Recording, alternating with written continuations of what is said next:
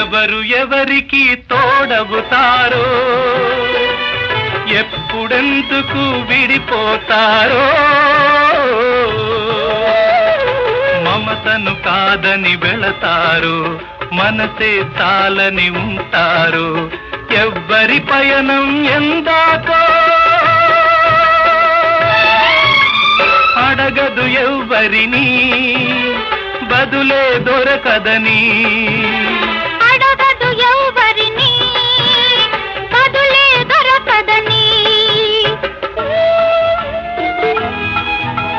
కడుపు తీపికి రుజువేముంది, అంతకు మించిన నిజమేముంది.